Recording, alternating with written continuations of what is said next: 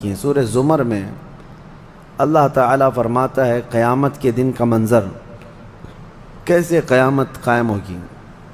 وَنُفِخَ فِي الصُّورِ فَصَعِقَ مَنْ فِي السَّمَاوَاتِ وَمَنْ فِي الْأَرْضِ إِلَّا مَنْ شَاءَ اللَّهُ۔ سور پھونکی جائے گی۔ ہوگا کہ ایک وقت آئے گا اس کا جب دنیا اینڈ ہونے والی، ختم ہونے والی ہے۔ سائنس بھی آج اس بات کو تسلیم کر رہا ہے کہ یہ جو سولار سسٹم ہے اس کی ایک عمر ہے، اس کی ایک ایج ہے، اس کے بعد یہ ختم ہونے کے قریب آئے گا۔ تارے اپنی اپنی عمر مکمل کر کے بلیک ہولز میں جا رہے ہیں۔ گیلیکسی کے اندر جو سٹارز ہیں ان کی عمر ایک لیمیٹڈ عمر بتائی جا رہی ہے، اس میں سورج کی بھی عمر ہے، چاند کی بھی عمر بتائی جا رہی ہے۔ یہ سائنس کی باتیں ہیں، لیکن اللہ نے قرآن میں فرمایا چاند اور سورج یہ ٹکرا دیے جائیں گے، تارے ایک دوسرے سے سب ٹکرا دیے جائیں گے۔ اذا الشمس کورت واذا النجوم انکدرت۔ 30ویں پارے میں اللہ تعالیٰ نے اس میں فرمایا جب سورج کو یعنی ٹکرا دیا جائے گا اور ستارے آپس میں ٹکرا دیے جائیں گے اور سورج کالا ہو جائے گا، یعنی کچھ نہ کے برابر رہ جائے گا قیامت کے قریب۔ وَإِذَا الْجِبَالُ سُيِّرَتْ، اور پہاڑ جو ہے نا اڑا دیے جائیں گے اور سمندروں میں آگ لگا دی جائے گی، زمین پوری ختم کر دی جائے گی۔ اور سورہ قارعہ میں آپ نے پڑھا ہوگا یوم یکون الناس کالفراش المبثوث وتکون الجبال کالعہن المنفوش۔ تم لوگوں کو دیکھو گے کہ پتنگوں کی طرح سے اڑ رہے ہوں گے، اور پہاڑوں کو دیکھو گے کہ روئی کا پھا جو ہوتا ہے، روئی کا پہا اس طرح سے پہاڑ بکھر چکے ہوں گے۔ اور اس کے بعد یہ قیامت جو آنی ہے اس کا یعنی پروسیس کس طرح سے، شروعات کیسی ہوگی، وہ ایک لمبی گفتگو ہے۔ مختصراً عرض کرتا ہوں کہ آیات حضور اکرم صلی اللہ تعالیٰ علیہ وسلم کی احادیث میں جو نشانیاں بیان کی گئی ہیں اس اعتبار سے قیامت کے قریب بڑی بڑی نشانیاں آئیں گی۔ دجال آئے گا، دابۃ الارض آئے گا، یاجوج ماجوج نکلیں گے، پھر اس کے بعد سورج پچھم سے نکلے گا۔ یہ سب بڑی بڑی نشانیاں ہیں۔ حضرت عیسیٰ علیہ السلام کا نزول اس سے پہلے، یہ سب ہو جانے کے بعد پھر روئے زمین پر سے مسلمان ختم ہو جائیں گے۔ پھر ایک وقت آئے گا کہ جب سب لوگ اپنے اپنے کاموں میں مصروف ہوں گے، کوئی کسی کو پڑی نہ ہوگی، اور پھر دنیا میں سب اپنے اپنے کاموں میں اس طرح سے مصروف ہوں گے، کوئی کپڑا کاٹ رہا ہے، کوئی دودھ دوہ رہا ہے، کوئی کھیتی باڑی میں ہل چلا رہا ہے۔ اللہ تعالیٰ قرآن میں فرماتا ہے کہ تم دیکھو گے ان زلزلۃ الساعۃ شیء عظیم یوم ترونها تذهل كل مرضعۃ عما ارضعت وتضع كل ذات حمل حملها۔ اچانک ایک سور کی آواز آئے گی، وہی سور آج ہم نے تلاوت میں پڑھا ہے۔ اسرافیل علیہ السلام اللہ کے ایک فرشتے ہیں، ایک باجے کی شکل کی چیز وہ لے کر کھڑے ہیں، وہ بجانا شروع کریں گے۔ شروع میں دھیمی دھیمی آواز آئے گی اور یہ آواز بڑھتی چلی جائے گی، یہاں تک کہ یہ آواز اتنی سخت ہو جائے گی کہ جو جہاں تھا وہیں کھڑا رہ جائے گا۔ کپڑا کاٹ رہا تھا اس کے ہاتھ سے کینچی گر گئی، جو کھیتی باڑی کر رہا تھا، ہل چلا رہا تھا، وہ وہیں کا وہیں رک جائے گا۔ دودھ دوہنے والا اس کا ہاتھ ویسے ہی رہ جائے گا، یہاں تک کہ حاملہ عورتوں کے پیٹ سے بچہ نکل کر گر جائے گا، جو عورتیں حمل سے ہوں گی۔ اور اس کے بعد پھر ایسی غشی، پھر سب پر موت طاری ہوگی اور زلزلے آئیں گے اور پوری زمین کو ہلا کر کے ختم کر دیا جائے گا۔ یہ قیامت ہے، یہ قیامت ہے۔ سور پھونکنے پر سارے انسان جتنے روئے زمین پر ہیں سب کے سب ختم ہو جائیں گے۔ اس کے بعد اللہ تعالیٰ فرماتا ہے ثم نفخ فیہ اخری، پھر دوسری بار سور پھونکنے کا حکم ہوگا۔ لیکن کیسے؟ سور جب حضرت اسرافیل علیہ السلام پھونکیں گے، پہلے انسانوں کی موت، پھر یہاں پر جتنی مخلوقات ہیں، جنات ہیں، جانور ہیں، سب کی موت، چرند پرند تو چھوڑے، نباتات، یہ پیڑ پودوں میں کی جان ختم۔ چاند سورج کو جب ختم کر دیا گیا تو پھر کوئی چیز ہی نہیں، ستارے، چاند، سورج سب بلکہ اللہ تعالیٰ کے جتنے ملائکہ ہیں، جبرائیل امین علیہ السلام سے لے کر دوسرے ایک فرشتے تک، سارے ملائکہ کو بھی موت آئے گی، سب موت کے شکار ہوں گے، اور سارے جب انتقال کر جائیں گے تو پھر بچتا کون ہے؟ صرف حضرت اسرافیل علیہ السلام، جنہوں نے سور پھونکا۔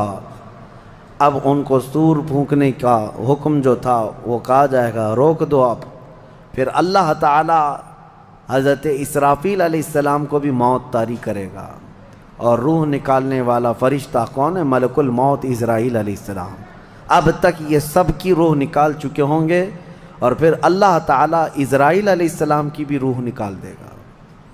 اسرائیل جو سب کی روح نکالتے ہیں، ان کو بھی موت ہے، ان کو بھی موت ہے۔ اور پھر ہم نے پڑھا کل شیء ہالک الا وجہہ، ہر شے فنا ہو جائے گی سوائے رب العالمین کے۔ کل من علیہا فان ویبقى وجہ ربک ذو الجلال والاکرام، جو کچھ بھی ہے سب فنا ہو جائے گا، تمہارے رب کی ذات صرف باقی رہے گی، کوئی نہیں باقی رہے گا۔ پھر جب مولا کی مرضی ہوگی، رب تبارک و تعالیٰ دوبارہ اسرافیل علیہ السلام کو اٹھائے گا۔ اسرافیل علیہ السلام دوبارہ اٹھیں گے، اور پھر ان سے کہا جائے گا دوبارہ سور پھونکو، پھر سے پھونکو۔ اب جب دوبارہ حضرت اسرافیل علیہ السلام سور پھونکیں گے تو یہ زندگی کا سور ہے۔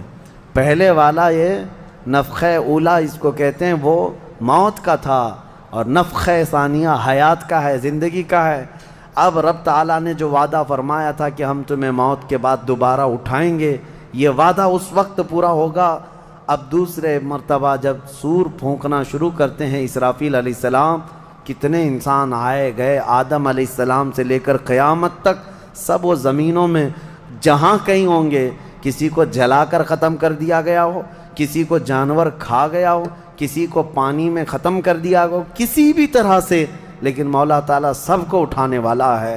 لیکن فرمایا حدیث پاک میں ہے کہ یہ دوسری سور پھونکنے کے بعد سب سے پہلے روئے زمین پر جو اٹھیں گے وہ محمد الرسول اللہ کی ذات۔ میرے آقا صلی اللہ تعالیٰ علیہ وسلم فرماتے ہیں میں اپنی قبر سے اٹھوں گا سب سے پہلے، اور محشر کے میدان کی طرف جو حضور جائیں گے تو فرماتے ہیں حضور صلی اللہ علیہ وسلم اٹھیں گے، ان کے بعد ابو بکر صدیق، ان کے بعد عمر فاروق رضی اللہ تعالیٰ عنہ، پھر ساری کائنات کو اللہ اٹھائے گا۔ اور جب رسول کریم صلی اللہ تعالیٰ علیہ وسلم فرماتے ہیں میں میدان قیامت میں اس حال میں آؤں گا کہ میرا ایک ہاتھ ابو بکر کے کندھے پر ہوگا، دوسرا عمر ابن خطاب کے کندھے پر ہوگا۔ یقیناً وہ اس دن کے دولہ ہے، قیامت کا منظر ہے جب رسول کریم صلی اللہ تعالیٰ علیہ وسلم تشریف لائیں۔ اور اس کے بعد رب تعالیٰ نے فرمایا، سورہ زمر میں 2 آیتیں آئی ہیں، وَسِيقَ الَّذِينَ كَفَرُوا إِلَى جَهَنَّمَ زُمَرًا، اب جو کفار تھے ان سب کو کھینچ کر کے لایا جائے گا میدان قیامت میں۔ پہلے تو میں آپ کو بتا دوں پوری تفصیلات قیامت کے میدان میں، اس کے بعد ان آیتوں کی تفسیر پر آتا ہوں۔ پھر جب سب کو اٹھا دیا گیا تو ایک زمین ہوگی، اب وہ زمین کہاں ہوگی وہ اللہ بہتر جانتا ہے کس جگہ، کیونکہ یہ زمین ہے ہی نہیں، یہ آسمان ہے ہی نہیں، تو پھر اس وقت بنے گا کیا یہ اللہ ہی بہتر جانے۔ کہاں بنے گا، کس طرح بنے گا، اس میں ہم نہ سوچ سکتے ہیں نہ مثال دے سکتے ہیں۔ اب آپ مجھے بتاؤ یہ جو زمین جس پہ آپ بیٹھے ہیں یہ ختم ہونے والی، کیا رہے گا نیچے؟ آسمان جو دکھ رہا ہے یہ بھی ختم ہونے والا ہے، پھر کیا رہے گا اوپر ہمیں نہیں معلوم۔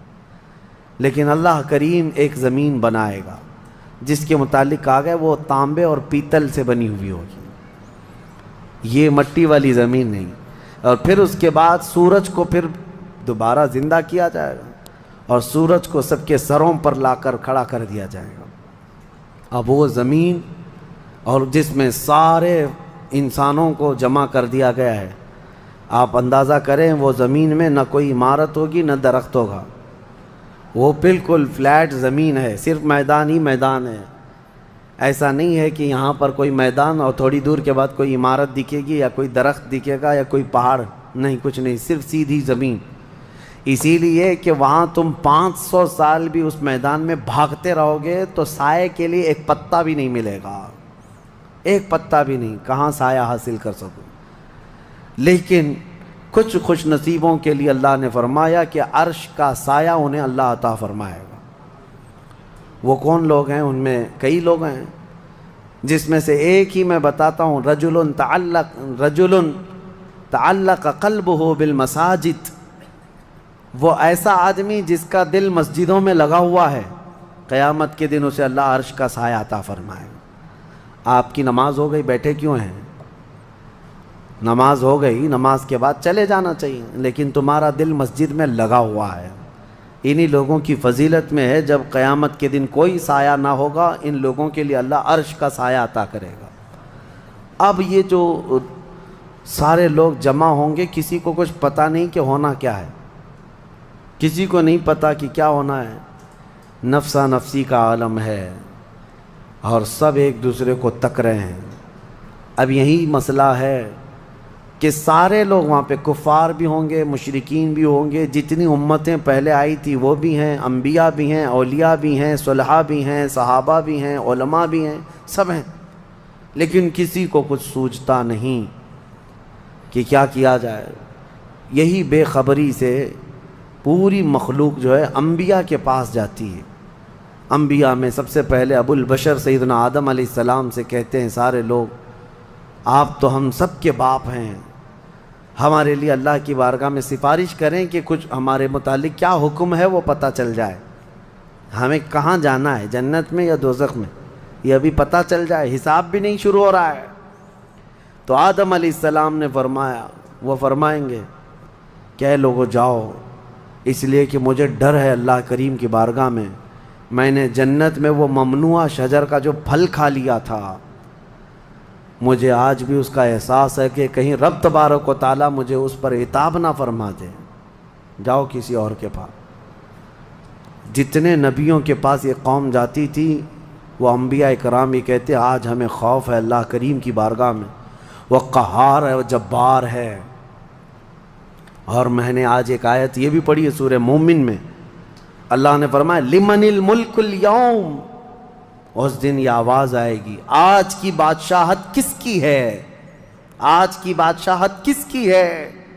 پھر اللہ خود فرمائے گا للہ الواحد القہار، ایک قہر کرنے والے خدا کی آج بادشاہت ہے۔ اس دن صرف اس کی سلطنت ہوگی، صرف اس کی حکومت ہے۔ انبیاء، ملائکہ سب ڈرے ہوئے ہیں، پتہ نہیں برسوں یہ قوم گھومتی رہے گی مخلوق۔ عیسیٰ علیہ السلام فرمائیں گے کہ اے لوگو جاؤ محمد الرسول اللہ کے پاس، آج وہ تمہاری سنیں گے اور اللہ ان کی سنے گا۔ پوری مخلوق جب نبی کریم صلی اللہ علیہ وسلم کے پاس آتی ہے تو نبی پاک صلی اللہ تعالیٰ علیہ وسلم فرماتے ہیں ہاں میں اسی کے انتظار میں ہوں۔ پھر حضور صلی اللہ علیہ وسلم سجدے میں گرتے ہیں اور اللہ کو منانے لگتے ہیں کہ مولا ہے تو تیرے بندے، تو حساب تو شروع فرما۔ اس کو کہتے ہیں شفاعت کبریٰ۔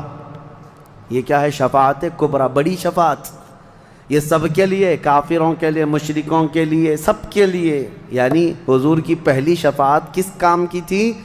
کہ اللہ حساب تو شروع کرے، یہ شفاعت کبریٰ ہے، حساب شروع کرے مولا تعالیٰ۔ ساری انسانیت کے لیے حضور جب سجدے میں گرتے ہیں، اللہ کریم فرماتا ہے ارفع رأسک یا محمد۔ حضور نے یہ فرمایا ہے کہ اس دن میں سجدے میں ایسی ثنا اور ایسی حمد بیان کروں گا اللہ کی جو آج تک کسی نے نہیں بیان کی ہوگی، اور اسی دن مجھے اللہ وہ تلقین بھی فرمائے گا۔ اور جب حضور ثنا کر رہے ہوں گے، اللہ فرماتا ہے ارفع رأسک یا محمد، اے محمد صلی اللہ علیہ وسلم اپنا سر اٹھائیے، آپ مانگیے آپ کو دیا جائے گا، آپ پوچھئے آپ کو جواب دیا جائے گا۔ یہ پہلا سوال ہے اللہ کی بارگاہ میں قیامت کے دن، اور پہلا جواب ہے، باقی کسی بندے کو کوئی جواب نہیں تھا۔ اللہ کی بارگاہ میں حضور نے جب یہ عرض کیا تو رب تعالیٰ فرماتا ہے ملائکہ کو جس کی ڈیوٹی تھی، جس کا کام تھا کہ میدان قیامت میں میزان عمل لگا دیا جائے، حساب و کتاب ہوں، سب کے نامہ اعمال ان کے ہاتھوں میں دیے جائیں، سب کو پڑھنے کا حکم دیا جائے، اب حساب کا آرڈر آ گیا، حکم آ گیا، تو لوگ تھوڑی راحت کی سانس لیتے ہیں کہ چلو حساب شروع ہونے والا ہے، لیکن ابھی اتنا آسان نہیں ہے، اتنا آسان نہیں۔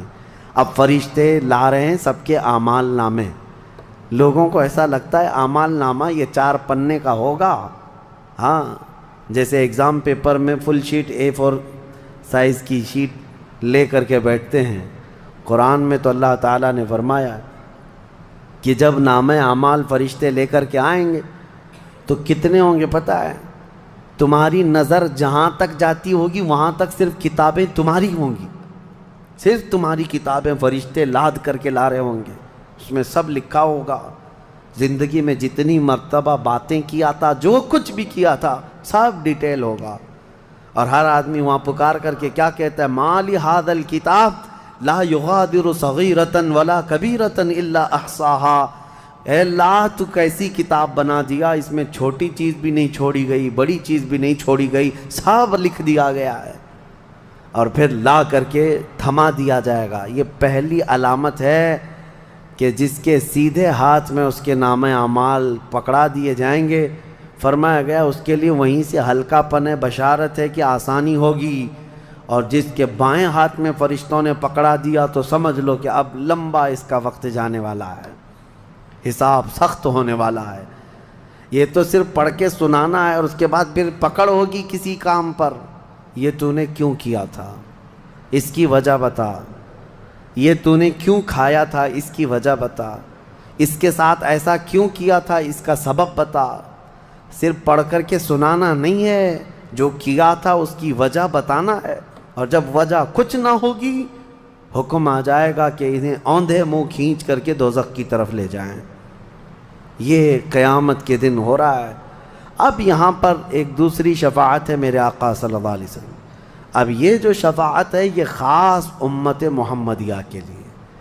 ایک شفاعت حضور نے فرمائی سارے انسانوں کا حساب شروع ہو جائے، جب حساب شروع ہو گیا تو رب حضور صلی اللہ تعالیٰ علیہ وسلم پھر سجدہ کرتے ہیں اللہ کی بارگاہ میں۔ اللہ فرماتا ہے محبوب سر اٹھائیں، پوچھیں آپ کو دیا جائے گا۔ حضور عرض کرتے ہیں مولا میری امت کی بخشش آسان فرما دے، میری امت کا حساب آسان فرما دے۔ اب حضور کو اختیار دیا جائے گا، حضور کی یہ بھولی بھالی امت جہاں جہاں ہوگی حضور صلی اللہ علیہ وسلم فرماتے ہیں میں ان کو دور سے پہچان رہا ہوں گا۔ دیکھو میرے عزیزوں، بھرا مجمع ہے، کتنی امتیں ہیں۔ ایک صحابی نے پوچھا یا رسول اللہ ہم کو آپ قیامت میں پہچانیں گے؟ حضور نے فرمایا یقیناً پہچانوں گا۔ کیسے؟ حضور فرماتے ہیں زندگی میں تم جو وضو کرتے تھے، یہ جو اعضائے وضو ہیں چہرہ اور ہاتھ، حضور فرماتے ہیں قیامت کے دن یہ سورج کی طرح چمک رہے ہوں گے، اور اسی چمک سے میں پہچان لوں گا یہ میری امت ہے، جس کے ہاتھ چہرے چمک رہے ہوں۔ جو وضو ہی نہیں کرتا اس کا کیا چمکے گا؟ لیکن حضور صلی اللہ تعالیٰ علیہ وسلم نے حدیث پاک ہے یہ وضو کے اعضاء کی چمک سے حضور اپنی امت کو پہچان لیں گے، فلاں میرا امتی ہے، فلاں میرا امتی ہے۔ بہرحال اب اس کے بعد اب میں ان آیتوں کی طرف آتا ہوں۔ حساب و کتاب ہو رہا ہوگا۔ سب سے پہلے وہاں پر قیامت کے دن جن کو لایا جائے گا، الگ الگ روایات ہیں، اس میں 3 لوگوں کے متعلق فرمایا گیا، ایک عالم، ایک شہید، اور ایک امیر آدمی پیسے والا۔ حالانکہ تینوں اچھے لوگ تھے۔ دنیا میں یہ جو امیر تھا بہت پیسہ بانٹتا تھا، اور یہ قاری قرآن تلاوت اچھی کرتا تھا، اور یہ شہید تو جنگ میں شہید ہوا تھا لڑ کر کے۔ تینوں کا حساب ہو رہا ہوگا۔ سب سے پہلے رب تبارک و تعالیٰ اس قاری قرآن کو بلائے گا، بتا تو قرآن کیوں پڑھتا تھا؟ وہ کہے گا میں نے تجھے اچھی آواز دی تھی، اچھی آواز دی تھی، تو نے اس آواز کا کیا کیا؟ وہ کہتا ہے میں قرآن پڑھتا تھا بہترین انداز میں۔ رب تعالیٰ فرماتا ہے تو اس لیے پڑھتا تھا کہ لوگ تیری آواز کی تعریف کریں، کیا آواز ہے، اور لوگوں نے تعریف کر دیا، دنیا میں تجھے تیرا بدلہ مل گیا، یہاں قیامت میں کچھ نہیں، جاؤ جہنم میں۔ مالدار آئے گا، اس سے رب تعالیٰ فرمائے میں نے تجھے بہت مال دیا تھا، کیا کیا؟ کہے گا رب تعالیٰ میں نے غریبوں میں تقسیم کیا ہے، بہت خیرات کیا ہے۔ اللہ کریم فرماتا ہے کہ تو نے تو یہ نیت سے تقسیم کیا تھا نا کہ لوگ تجھے دیالو کہیں، سخی کہیں، تیری مال کی تعریف کریں، تو لوگوں نے تو وہ تعریف کر دی، دنیا میں جو تجھے ملنا تھا وہ مل گیا، تیری خواہش ہو گئی، یہاں کچھ نہیں، اسے بھی فرمایا جائے گا دوزخ میں ڈال دو۔ تیسرا جو شہید ہے اس کے لیے بھی رب تعالیٰ فرماتا ہے میں نے تجھے جوانی دی تھی، کیا کیا؟ کہا اے اللہ میں لڑتا رہا کافروں کے مقابل میں اور اپنی جان دے دیا۔ فرماتا ہے رب تعالیٰ کہ تو یہ سوچتا تھا نا کہ لوگ تیری بہادری کی تعریف کریں، لوگ تجھے بطل جلیل کہیں، مجاہد کہیں، تو یہ لوگوں کی تعریف سننے کے لیے کرتا رہا۔ اگر تیری یہی خواہش تھی اور لوگوں نے تیری تعریف دنیا میں بہت کر دی، اب یہاں تیرا کچھ نہیں ہے، اسے بھی دوزخ میں بھیج دیا جائے۔ یہ ریاکاری ہے۔ یہ پہلا حساب جن لوگوں کا ہونے والا ہے، یہ 3 لوگوں کے بارے میں حدیث پاک میں ہے۔ پھر میرے آقا صلی اللہ علیہ وسلم فرماتے ہیں قیامت کے میدان سے اس وقت تک کوئی پیر ہٹا نہیں سکتا جب تک اللہ 5 سوالات نہ کر لے۔ ان میں سے پہلا سوال یہی ہے کہ اللہ فرمائے گا میں نے تجھے جوانی دی تھی، تو نے کہاں خرچہ کیا؟ یہ ہر ایک کو بتانا پڑے گا، ہر ایک کو بتانا پڑے گا۔ اب آپ اپنی اپنی تیاری کر لو کہ کہاں کہاں خرچہ کیا، اللہ کو مجھے بتانا ہے۔ آج اگرچہ تم ہماری باتوں کی طرف توجہ نہیں کرو گے، کیئر نہیں کرو گے، لیکن ایک دن وہ آئے گا جب تمہیں اللہ کی بارگاہ میں کھڑے ہو کر اپنی جوانی کا پل پل بتانا ہوگا، وہاں کوئی چارہ نہیں ہوگا۔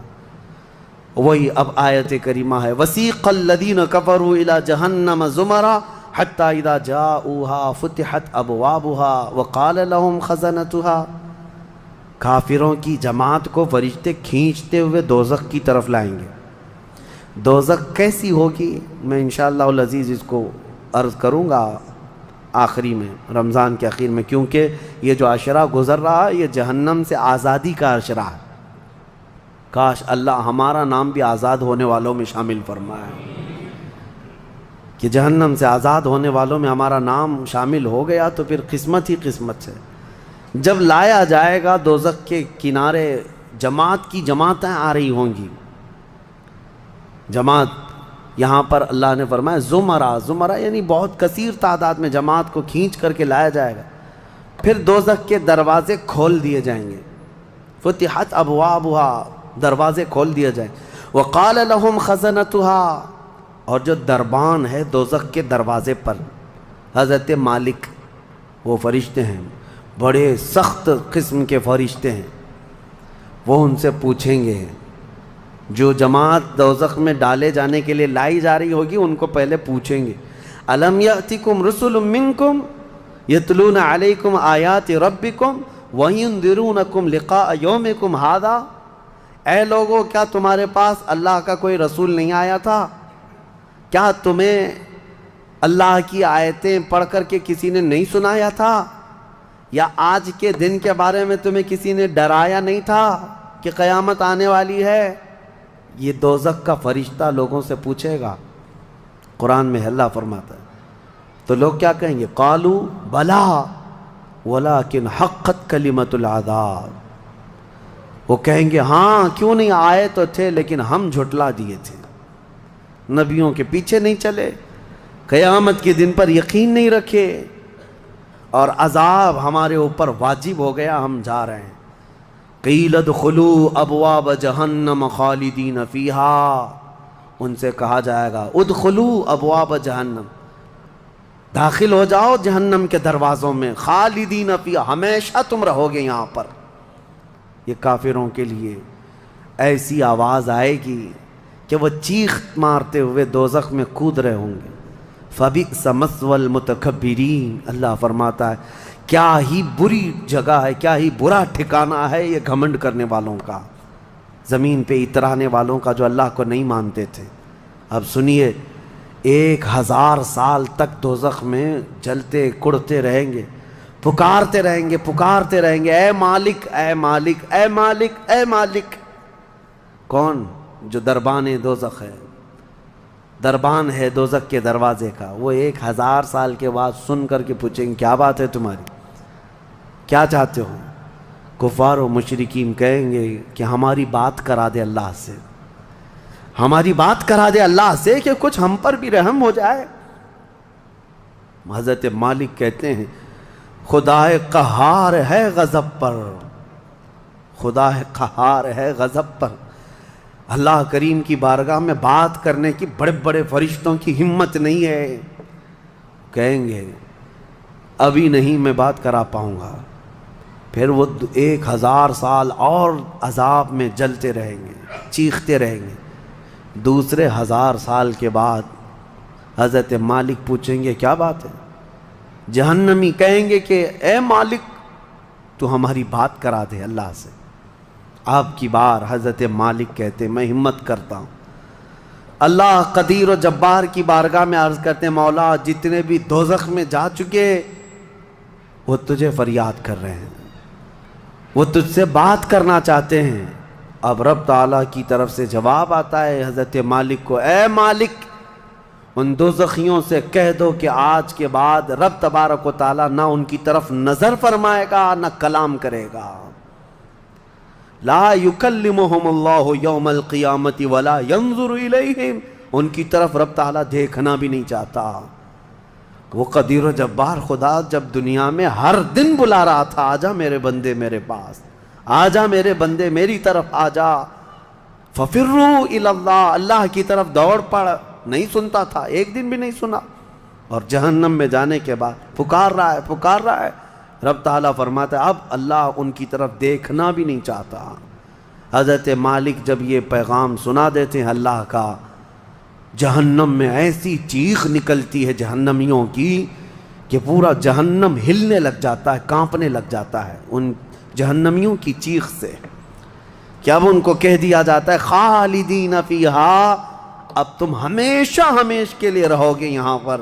اسی لیے میرے عزیزو کفر سے ڈرو، کفر سے ڈرو۔ گناہ کرنے کے بعد معافی ہے لیکن کفر کی معافی نہیں۔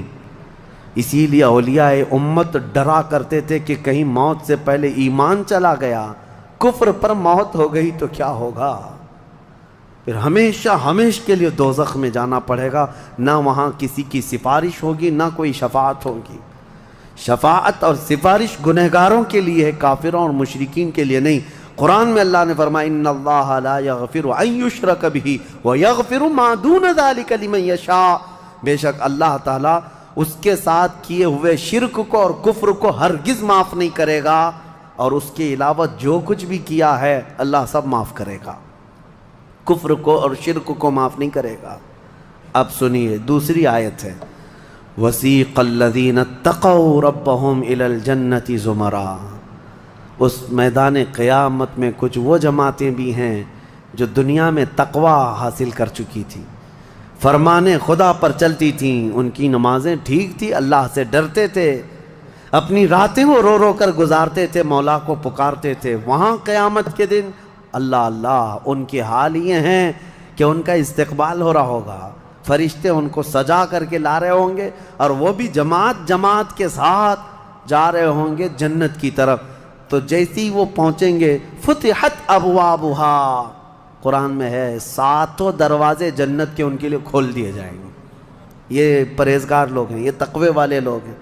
جیسے ہی جنت کے دروازے کھلیں گے وقال لهم خزنتها، وہاں پر بھی دربان ہے ایک، جنت کے دروازوں کا دربان وہ حضرت رضوان ہے علیہ السلام، وہ فرشتہ وہاں پر ہے، جنت کے دربان ہے۔ جیسے ہی یہ جماعتیں قریب پہنچیں گی دروازوں کے، کیا کہے گا دربان جنت؟ وقال لهم خزنتها سلام علیکم طبتم، مبارک ہو، اللہ کی سلامتی ہو تم کو۔ یہ جو ہم سلام کرتے ہیں نا السلام علیکم، یہ جنتی سلام ہے۔ یہ دربان جنت جو داروغہ ہے جنت کے دروازوں کا، وہ سلام کرے گا فرشتہ جو آ رہے ہیں جنت میں، سلام علیکم طبتم، مبارک ہو، خوش آمدید، اللہ کی سلامتی ہو، فادخلوہا، آ جاؤ جنت میں داخل ہو جاؤ، خالدین، ہمیشہ کے لیے، اب تم بھی یہاں سے نہیں جاؤ گے۔ اب ہمارے اس چھوٹی سی زندگی میں بتاؤ میرے عزیزوں، اب اندر جیسے ہی جنتی داخل ہوتے ہیں، کیسے سب سے پہلی نعمت کیا ملتی ہے جنت میں؟ اللہ اکبر، آپ کے لیے اور ہمارے لیے سیب ملے گا، انگور ملے گا، گوشت ملے گا، کھانے کے لیے کیا ملے گا؟ میرے عزیزو، سب نعمتیں اپنی جگہ پر، لیکن فرمایا گیا جنتی جیسے ہی جنت میں پہلا قدم رکھتا ہے محمد الرسول اللہ کھڑے ہوں گے، میرے آقا صلی اللہ تعالی علیہ وسلم ہوں گے اپنے امتیوں کے استقبال کے لیے۔ اس سے بڑی نعمت کیا ہے میرے عزیز؟ جنت میں داخل ہو جانے کے بعد اب سورہ واقعہ جب آپ پڑھیں گے تو جنت کا اس میں تذکرہ ہے۔ اللہ نے فرمایا ثلۃ من الاولین وقلیل من الآخرین علی سرر موضونۃ متکئین علیہا متقابلین۔ وہاں دیوان لگائے ہوں گے، بڑے بڑے محلات ہوں گے جن کی ایک اینٹ سونے کی، ایک اینٹ چاندی کی بنائی ہوگی، پورے زمین پر جو گھاس ہوگی وہ زعفران سے بھی زیادہ ملائم۔ اور اللہ نے کتنی جگہ قرآن میں فرمایا جنات تجری من تحتها الانہار، ایسے باغیچے جن میں نہریں بہہ رہی ہوں گی، اور ایسی نہریں جن کا پانی دودھ کی طرح سفید، شہد سے زیادہ میٹھا اور ٹھنڈا، یہ ٹھنڈے میٹھے پانی کی نہریں جس کو کوثر اور سلسبیل کہا گیا ہے، یہ جنت کے باغیچوں سے ہو کر گزر رہی ہوں گی۔ جنتی جتنے بھی ہوں گے وہاں پر وہ نہروں کے قریب بیٹھے ہوں گے، ان کے چہرے اتنے چمک رہے ہوں گے، وجوہ یومئذ ناظرہ، ایسے چمک رہے ہوں گے، دمک رہے ہوں گے، 14ویں کا چاند ان کے چہروں کے سامنے پھیکا ہوگا۔ یہ جنتیوں کے چہرے ہوں گے، اور وہ اپنے جب جنتی محل میں جائیں گے، ایک محل سامنے ہوگا، دوسرا محل ادھر ہوگا، آمنے سامنے جنتی باتیں کرتے ہوئے بیٹھیں گے۔ یہ قرآن پاک میں اللہ نے فرمایا ان کی خدمت کے لیے غلمان، لڑکے بھی ہوں گے، حوران جنت، وہ جنتیوں کی خدمت کے لیے ان کی بیویاں وہاں پر بنائی جائیں گی، وہ اتنی حسین و جمیل خوبصورت ہیں کہ جنتی کے لیے آج تک نہ ویسی خوبصورتی یا حسن دنیا میں کسی نے سنا ہے نہ دیکھا۔ یہ حوران جنت ہر جنتی کو دی جائیں گی۔ اب اس کے بعد جنت میں پہنچ جانے کے بعد تمہارے لیے کیا نہیں ہوگا؟ ایک طبقہ انبیاء کا ہے، ایک طبقہ جنت میں اولیاء کا ہے، ایک طبقہ شہداء کا ہے، ایک طبقہ صدیقین کا ہے، اور پھر جنتی کے لیے قرآن میں ہے جو وہ خواہش کرے گا فرشتے فوراً اس کے لیے وہ حاضر کریں گے۔ جو چیز کی خواہش کرے گا، جس دن تمہاری وہاں خواہش ہوگی کہ مجھے یہاں غریب نواز کا دربار دیکھنا ہے، جنت میں غوث پاک کہاں ہے وہاں جانا ہے، صحابہ میں خلفائے راشدین کہاں ہیں وہاں جانا ہے، انبیاء اکرام کہاں ہیں، شہداء و صالحین کہاں ہیں وہاں جانا ہے۔ جنتی گھوم رہا ہوگا، اور کیا ہی بہتر ہوگا جنتی جب یہ خواہش کرے گا مجھے محمد الرسول اللہ کے محل میں جانا ہے، وہاں بھی اسے پہنچایا جائے گا۔ وہ ہر ایک بڑے سے بڑے انبیاء، صالحین، شہداء اور رسولان اعظام کے ہاں جاتا رہے گا، آتا رہے گا، جاتا رہے گا، آتا رہے گا۔ جنت کی نعمتیں اس کی ختم نہیں ہوں گی، یہاں تک کہ اللہ کریم فرمائے گا حوران جنت کو یہ میرے وہ بندے ہیں جو صرف میری حمد سنتے تھے دنیا میں، اے حوران جنت تم اپنی میٹھی آواز میں اب میری حمد ان کو یہاں سناؤ۔ 100 سال تک وہ حوران جنت انہیں حمد سناتی رہیں گی۔ پھر جنتیوں سے اللہ پوچھے گا پیٹ بھر گیا؟ وہ جنتی کہیں گے مولا اور تیری تعریف سننے کا دل کرتا ہے۔ داؤد علیہ السلام جن کی آواز میں بڑی مٹھاس تھی، رب تعالیٰ فرمائے گا اے میرے داؤد خلیفۃ اللہ، آؤ ان جنتیوں کو اپنی سریلی آواز میں میری حمد سناؤ۔ اب وہ 100 سال تک سناتے رہیں گے، اور جنتی مدہوش ہوں گے اور سنتے رہیں گے، یہ جنت کے ترانے وہاں پر سنائے جا رہے ہیں۔ اس کے بعد پھر رب تعالیٰ فرمائے گا اب تم سیراب ہو گئے کہ داؤد علیہ السلام کی زبان سے تو چڑیاں بھی سننے کے لیے کھڑی ہو جاتی تھی، پرندے بھی ہوا میں رک جاتے تھے۔ اب جنتی کہیں گے کہ مولا اور تیری حمد ہو اور تیری تعریف ہو، ہم سننا چاہتے ہیں۔ رب تعالیٰ جب فرمائے گا اے فرشتوں حجابات ہٹاؤ، اب میں سناؤں گا اور میرے بندے سنیں گے۔ اب یہ جنت کی سب سے بڑی نعمت وجوہ یومئذ ناظرہ الی ربہا ناظرہ، مولا فرماتا ہے چہرے چمک رہے ہوں گے اس بات کے لیے کہ بغیر حجاب کے وہ اپنے اللہ کو دیکھ رہے ہوں گے۔ اس سے بڑی نعمت جنتی کو کچھ نہیں ہے کہ مولا کریم حجابات ہٹا دے گا، جس کے تم یہاں سجدے کرتے ہو، جس سے تم گڑ گڑا کر مانگتے ہو، وہ مولا جنت میں پردے ہٹا دے گا، اور فرمایا گیا جنت کی سب سے بڑی نعمت دیدار الہی ہے۔ اسی لیے رمضان میں بھی میرے آقا نے فرمایا افطار کرنے والے کو دو خوشیاں دی جائیں گی، کہ جب بندہ افطار کرتا ہے تو اس کے لیے بھی یہ فرمایا گیا ہے کہ جیسے ہی وہ افطار کرتا ہے، ایک تو اس کے پیٹ ٹھنڈے ہونے کی خوشی ہے، گلا تر ہونے کی خوشی ہے، لیکن دوسری خوشی ہر افطار کرنے والے روزے دار کے لیے کہ رحمان فرمائے گا میں نے تیرا محفوظ کر لیا ہے جنت میں، اب تجھے میں اپنا دیدار کراؤں گا۔ روزے داروں کو اللہ کا دیدار ہوگا تو یہ جنتی جنت میں پہنچ جائیں گے، دوزخی دوزخ میں پہنچ جائیں گے۔ میں نے یہ جو 2 آیتیں آئی تھی اس کی تفسیر آپ کے سامنے رکھ دی، فیصلہ تمہارے پاس ہے، زندگی کیسی گزارو گے۔ لیکن میرے آقا نے فرمایا جنت کا جو راستہ ہے نا وہ کیسا ہے؟ کانٹوں سے بھرا ہوا ہے یہاں دنیا میں۔ جہنم کا راستہ پھولوں سے سجا ہوا ہے، بہت ٹھنڈا ہے، بہت آرام دہ ہے۔ دوزخ کا راستہ، میں الٹا تو نہیں بول رہا، سیدھا ہی بول رہا ہوں، جہنم کا راستہ پھولوں سے سجا ہوا ہے اور جنت کا راستہ کانٹوں سے بھرا ہوا ہے۔ میرے آقا نے فرمایا یہاں دنیا میں کانٹوں سے بھرا ہوا ہے، لیکن اس پر اگر کوئی چل گیا تو وہ کانٹے ختم ہوتے ہی اس کے لیے جنت کے باغات ہیں۔ اور جو دنیا میں ان پھولوں کے راستے کو چن لیا دوزخ کے، جیسے ہی یہ راستہ ختم ہوگا اس کے بعد صرف آگ ہی آگ ہے، آگ ہی آگ ہے۔ چنو کون سا راستہ، تم یہاں کے پھول چاہتے ہو یا پھر آخرت کے باغیچے، یا یہاں کے کانٹے اور آخرت کی آگ؟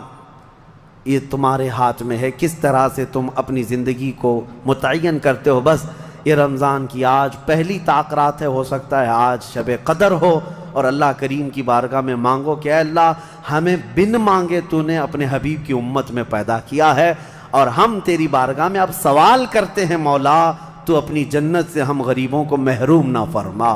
اے اللہ ہم تیری دوزخ میں جانے، ہم تیری جنت میں جانے کے قابل تو نہیں، لیکن تیری دوزخ کا عذاب سہنے کے بھی قابل نہیں۔ بس تو اپنے فضل اور جود و کرم سے ہم سب کی بخشش کر اور ہمیں جنت عطا فرما۔